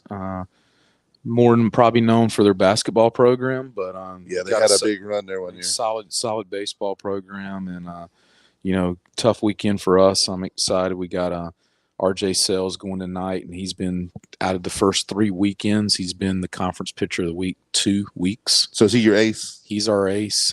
He's pitched very well, so hopefully he keeps getting out there and getting it done for us on Friday nights, and we can get him some runs and play some good defense. Hope we can get some run production for him and everything. Yep. The facilities here are immaculate. Come check this place out. Looking at Brooks Field, like when I went out there last year, game we came to, me and my dad, and then we would just went and look, after the radio show last year. Just the outfield. I remember it used to be chain link fence, man, that you could see through. It has changed so much. It's just the whole visual look of it is just amazing. And you're talking about the upgrades coming. It's too. a nice place, but it needs upgraded and needs some renovations, and hopefully we'll the first phase of it will kind of kickstart a bigger look to what Brooksfield will be like in the next 2 to 5 years. Well, the outdoor facility, is it down the right field line? It's out behind right center. So it's actually beyond the right field fence. Yeah, okay. It's out back. Is it right close enough where anyone's hit that before? Yeah. There's been several of our players that have kind of hit the front side or bounced it on the walkway. The longest ball that I've ever seen hit was hit by a Northeastern player, and he hit it on top of the building about 3/4 towards the back. And a metal roof. It's the longest ball I've ever seen. It made a racket when it hit. It was hit back in the 2021 conference finals when we were playing Northeastern, and the guy's name's Jared Dupree, and he's now with the San Francisco Giants. Well, I told you about back when we were here in the 80s. You remember the name? I think it's Tommy Eason. Tommy, I talked to Tommy yesterday. Did you really? Yeah, he's the head coach at Pitt Community College. I did not know that. And because his brother Bob was the football coach at Jacksonville Northside High School. Yeah, but I talked to Tommy yesterday. But Tommy, he was a masher for East Carolina back in the day. Snow Hill, North Carolina, Green Central High School. And, buddy, he would turn on one in a heartbeat. He turns on one here one day. It's a foul ball, but not by much. And he won Hobbs Galloway. That's a long shot. Hit and then hits Galloway. I saw one guy, and the wind was blowing a whole lot and kind of forcing balls to left field. And Ronald Hill, who's one of our he still is the all-time winning pitcher here, has the most wins, but he also was a DH and had a ton of power, and we called him Bear Hill. But he got into one day, and it hit the little air conditioning units that are right beside the front of Galloway. Wow. That's about the same shot, though. Oh, it was unbelievable. Now, was that during a game, or was it? It was during a game. Wow. Yeah, I think it was against Radford or somebody like that, and we were beating them pretty good, like the Henry Rochelle game. It got a little out of hand, but Bear got into one late in that game. Well, luckily, Easton's shot didn't count because it was a foul ball, but I remember I think the guy's name was Pop Warner that used to do the PA here years ago. That's before. Yeah. I think it was, and it was so funny because he went, strike one. That's all he said, because obviously it was the first strike, but man, it was a shot. Yeah, he Pop Warner, I remember that name, and his daughter Deb Warner still lives in the area and is a big supporter of UNCW athletics. Yeah, he taught a lot of the classes up there, the PE classes, things like that. And obviously the famous name from Pop Warner football, but different. I think it's different family. I'm sure he's not the Pop Warner, but it's just cool, the name and everything. Exactly. All right, we're gonna do this day in sports history. This is March 8th. Myself, Hollywood, I'll go, then you, Hollywood, then Coach Hood, and we'll just read these as we go and see if there's any comments that come up. All the way back to 1900, a little before our time, the NL decided to go with 8 teams. They exclude Baltimore, Cleveland, Louisville, and Washington. And 1953, the Boston Braves moved to Milwaukee on the same day. All right, Hollywood. Okay. 1906, hi, by the way. 1906 Stanley Cup, Days Arena, Ottawa. Was it Ontario? Yes. Yep. We'll go with that. Ottawa. Head coach. Where am I here? Our HC. I don't know what that is. Head coach? Okay. I don't know. No. We'll go with it then. All right. Beats Smith Falls 8-2 for a 2-0 sweep of the Challenge Series. Ooh, I know what it was. What? Hockey club. Hockey club. We'll go with there you that. go. Yes, All right. yes. All right, you get a Just, baseball just one. like the way they do it in soccer now, where it's FC. FC, Yeah. Football club. 1930, baseball slugger Babe Ruth signs a 2-year contract for a then huge $160,000 with the New York Yankees. General manager Ed Barrow wrongly predicts no one will ever be paid more than Ruth. $160,000 in 1930 would be worth close to $3 million in 2024. And that's still underpaid That's for still- today's yes. purposes. Yeah. Way Wow. underpaid. It's so funny too because you talk about all the strides in the game that have been made. You know, the health of the players, all the technology and all that stuff. And Babe Ruth comes off a 2-night, drinking binge and hits 3 home runs in a game, and then pitches both ends of a doubleheader. And a lot of people don't realize he was a pitcher too. Yeah. Budweiser and Hidden. He was good at it. He liked ladies, cards, and drinking, and hitting the baseball. All right, on this day, March 8th, in 1936, the first stock car race was held in Daytona Beach, Florida. And that was actually out, on the beach, most of it. In 1941, the first baseball player drafted into World War II was Hugh McKay from the Phillies. Wow. Lucky devil, wasn't he? Yeah. 1966, baseball player, manager, and coach Casey Stengel elected to the Baseball Hall of Fame in a very surprise ceremony.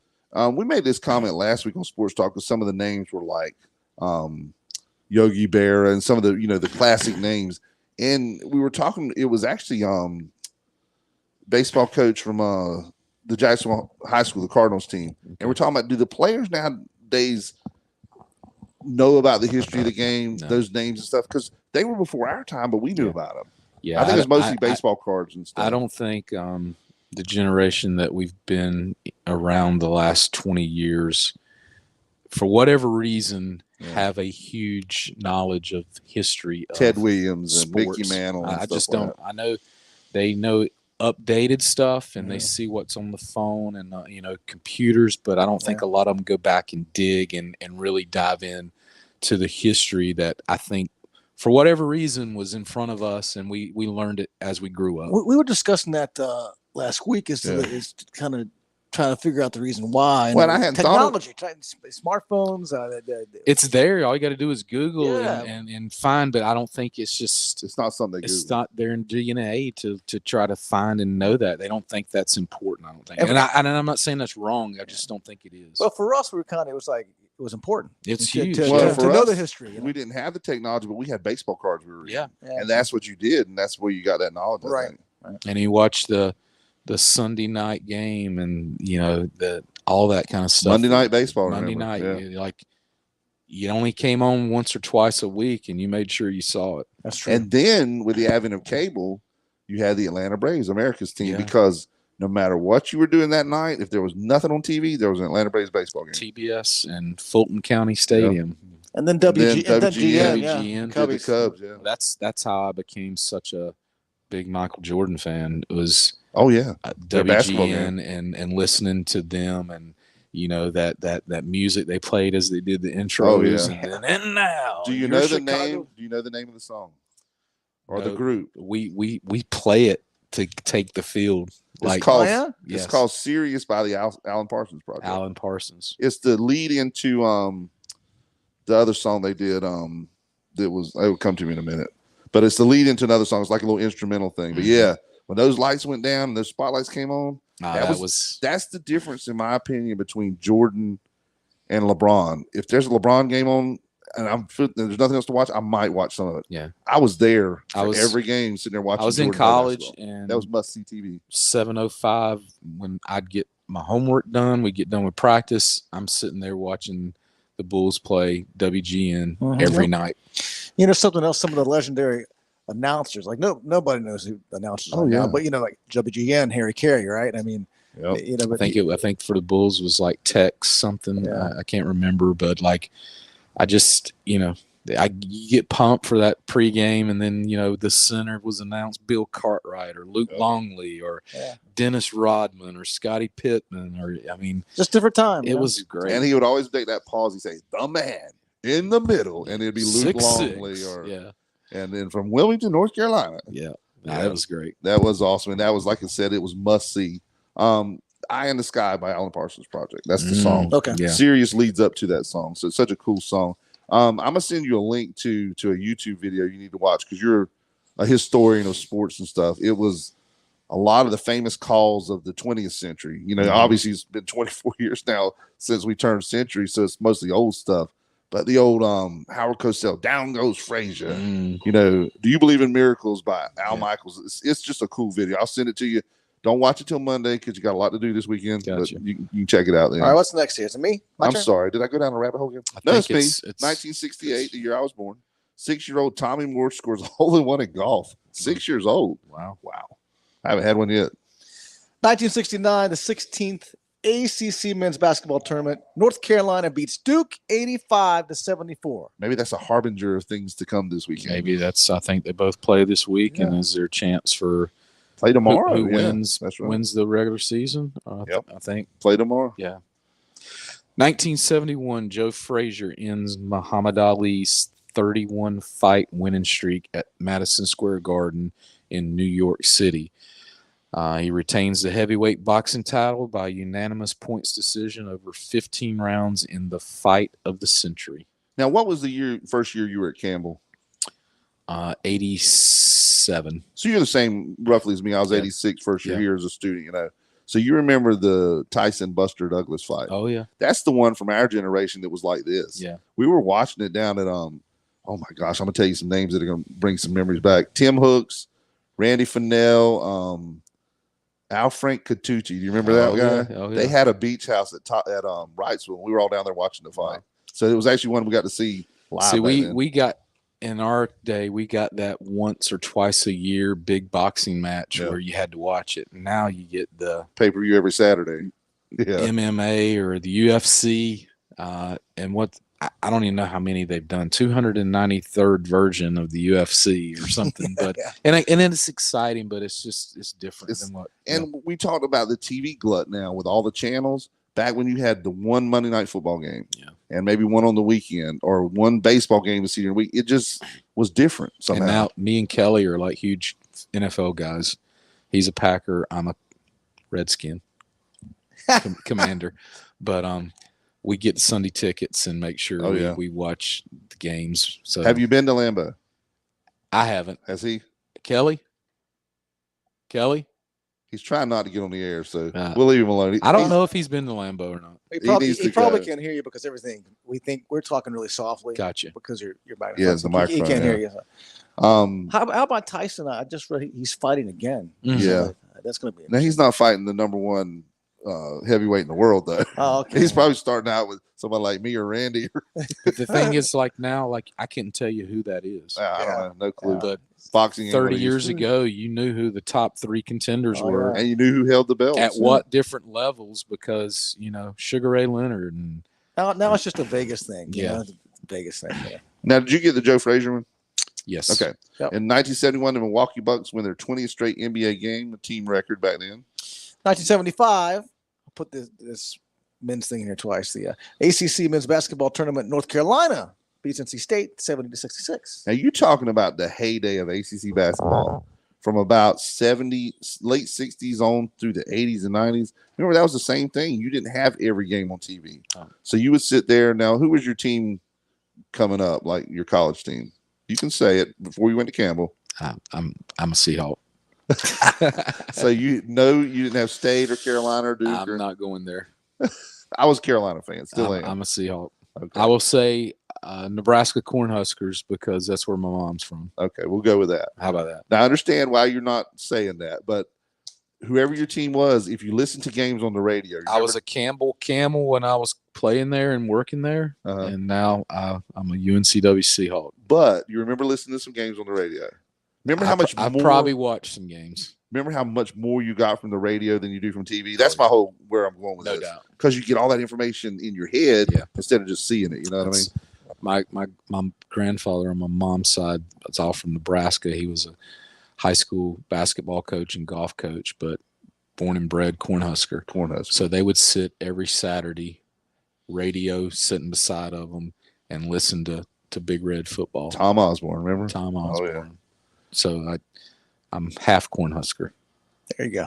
Oh, you got the next one. I'm sorry. 1986.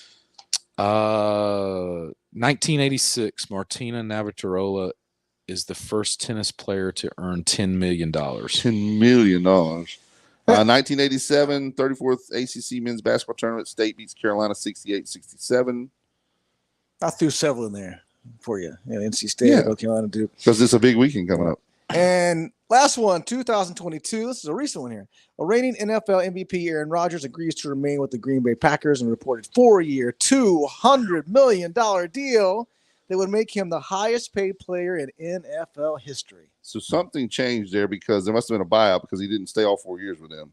Now, he may have the most pay for the least amount of time this past season. What was it? 3 plays into the game? Yeah, like 3 or 4. Yeah, that's terrible because, I mean, he's obviously a big part of the game, and it's tough that's the Jets' luck, though. They finally get a decent quarterback, and look what happens. You go from 1930 to where Babe Ruth was making $160,000 to basically 90 years later, Aaron Rodgers is making $200 million. That's crazy, isn't it? And that's this day in sports on March 8th. All that stuff happened on a March 8th at one time or another. Now, see, next year when we do this show, if we do it on March 8th, we'll be saying this last year, 2024, March 8th, the UNCW Diamond Hawks scored 27 runs. That would be awesome. In beating St. Joseph's 27-0 with a complete game no-hitter. Ooh, that would be I'm not going to awesome. say perfect game. Somebody will get on, but other than that. I'll take a W, and then we'll figure out what happens this weekend with the rain and hopefully get our other 2 games in. That'd be a good little slogan down here, a W at the W. A W at the W. Yeah. We can fly the W. Yeah. And get Jordan to get us that video board, and we're good to go. Yep, we need a big Jordan brand video board. He would do it. He would do it for his buddy Randy Hood, no doubt. I would hope so. But you know something, Chris here, if you can't tell, he's a good motivator. Yes. You should enlist his help to come down here and organize the fundraising festivities. I would like to do that. We could do a show promoting stuff like that. Yeah. People would buy stuff to come see and build that video board. This guy could sell a blade of grass to a grasshopper. Well, when we leave here, we're running. I got to see some Eskimos and selling them some ice. Yeah, we got to sell them that. So, anything you want to add about the team coming up? Anything coming up that you want to promote? Big series coming, or obviously this weekend is a big one, and then you got East Carolina Tuesday. That's here also, isn't it? Yeah. It is. Not just we're at that point like we talked. We haven't got off to a great start, but I still got a lot of confidence in our team, and I know we got a chance to be really good. I told them yesterday, this time last year we were 6-6, so we're pretty much the exact same record. From that point on, we went on to have a heck of a season, won the regular season title, won the conference tournament, went to our 11th NCAA regional. So, even though we got off to a little slow start right now, I think, got a chance to get things turned around. And it might not happen tonight. It might not happen this weekend, but I still believe over the course of the next 10 weeks, we got a chance to be a really good baseball club. We just got to start doing a few things better. And we'll have a weekend this weekend with St. Joe's. It's going to be very competitive and tough. And then non-conference with East Carolina. And then our final conference weekend at Charlotte next weekend before we start conference play. And I understand what you're saying from a coaching standpoint, a slow start, but you're 6-7 and you're kind of finding your way. So, I mean, you can see a run coming to where you get, some things going. And, man, you all got some great teams coming in.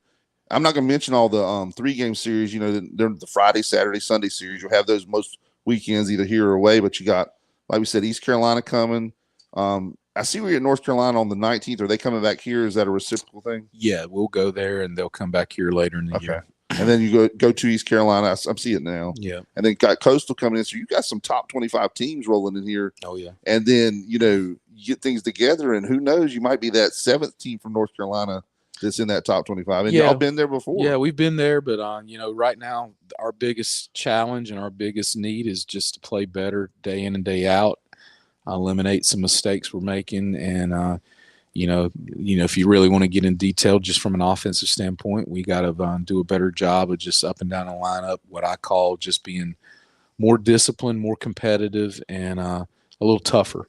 And if we do that, we're going to be fine. Like that next play mentality. Yeah. Yep. Yeah. Make that next play, one play at a time. Like I told you, going into this past midweek game, we had lost 4 straight one-run baseball games. No, you won one of those in there. Well, we won 4-1 at South Alabama. Okay. But in between that, 4 one-run losses. You're right. I'm sorry. I was reading it wrong. And 2 of those were in 11 innings. So just a lot of plays, whether it be pitching, defense, or offense throughout those games, could have made a difference in those one-run games. And South Alabama's a pretty good program. Good program, yeah. And you roll down in there to Mobile and, wax them 4-1 first game. And then they get, like you said, the other 2 were one-run games right there with them. Yeah. We just, like I said, it's when you're on the other side of those one-run losses, it just stings a little bit more. So we got to, clean up a few things, and we will. Well, actually, we will be on This Day in Sports. Guaranteed next March 8th. You know why? Why? Longest show in sports talk history. Really? That's how quickly this has gone. I mean, normally we're an hour and 15 minutes. It's just flowed, and we enjoyed talking with you, Coach. Well, I appreciate it, and hopefully this will bring us some good mojo for the night. Some mojo. And some mojo, and don't forget to go stop by and get your wings or whatever you want. I will. Mo's Original Barbecue. Trust me, this fat boy will find something to eat. Thank you for the recommendations of where to eat too. Oh, I'm trying to find my sponsor list and I get sidetracked. All right, we're gonna finish up here with our sponsors. Sports Talk is powered by Barnes Diamond Gallery, National Dodge Chrysler Jeep Ram, Bayshore Animal Hospital, Golden Corral, Bartley Insurance Services, Bill Mercer, Lane Associates Family Dentistry, Humphrey Heating and Air, Jones Onslow EMC, your Touchstone Energy Cooperative, and Southern Touch Painting. Thank you to Helen's Kitchen. Most weeks they're supplying us with some breakfast victuals. Sorry, we couldn't get there that early this morning. We had to leave bright and early. Hurricanes Watch is sponsored by Downey's Heating and Air and Jason Humphrey and the boys. You can find us on WSME971.com to find the podcast, and I'll get you that link too. I'll text it to you so you can have your people want to listen to it. Also, we're on YouTube at WSME Radio, and you can always watch us live and hear us live on Freedom 97.1. Correct, Hollywood? You got anything to add before we go? Yes. Put this out of me there. Quick question. The folks in Onslow County, from our neck of the woods, they want to come down and see a game. Yeah. They're not fully aware of all the particulars as far as getting tickets, websites, stuff like that. Can you let us know about that? Yeah, they can go straight online to uncwsports.com/tickets and just either call or log in there and do tickets all online. And honestly, when you get here, you don't even have to pull out cash or nothing. You can just show your phone, show your ticket, and then we've got a ton of new things, food trucks, and the Dub Pub Grill, sponsored by Wrightsville Beach Brewery, down left field line. Multiple what I call adult beverages areas that is pretty neat, and just a good, nice family atmosphere here that hopefully you'll see good baseball as well. So you come multiple down, diversions. So you come down, see a baseball game, and make it an experience for the whole Exactly. family. Bring the kids, and on Sundays run the bases when the game's over. Oh, nice. There's promotions throughout the game, and then we've got what they call the berm out in left field. It's an awesome place to go sit on the Adirondack chairs, the Teal and the Navy Adirondack chairs, and watch the game from there. So the chairs are already there. They're already there. Yeah. Yep. That's So nice. It's a neat little area, and that's where a lot of the families with young kids kind of go and let them just run around and hang out and just keep an eye up for those home run balls, because they start flying out there. You don't want anyone to get hit in the head. Gotcha. And the kids love it. I bet the kids just love it. Yeah. Looking at the website too is real user friendly. You go to like the schedule. It's got over to the side. It's got watch, listen, live stats, tickets, and series notes. So you got all kinds of stuff. You can just bam that ticket right there. You can click it all right there and find out exactly. And like I said, if for some reason you can't make it to the games, you can go online and follow it either through our streaming opportunities through Flow Sports or Game Tracker and things like that, where you can just follow the game right there on your mobile device. Did you know we used to do UNCW baseball games? I did not. WSME did, yeah. I got a Mark Scaff bobblehead. Okay. That I got from you at the studio that they used to have. Have you ever seen the old Scaff bobblehead? Yeah, I think there's one somewhere. There's one at the Bojangles over here on College, sitting right up there. They've still got it there for some reason. It's been there for years. I remember he used to do some Hardy commercials, and we would kind of joke with him because come get your $5 big box, something or whatever, and you'd hear all the players. They kind of moniker that every time he walk in. What's your Hardy's, but. That would play over the intercom some during the games. Oh my gosh, I forgot about that. Yosemite Sam voice has got there. Come on over to Hardy's and get you. That's it. All right, we got to go. Thank you, Coach, for being with us. Good luck today and the rest of the season, and we look forward to seeing y'all late in the year. Appreciate y'all coming and doing what you can to help our program get some more Anytime, exposure. man. And we maybe come back later in the year. You're welcome anytime. Because you got the big CAA tournament here this year. Yes, That'd be sir. a good thing to come back and promote for them. All right, we'll see you next week on Sports Talk.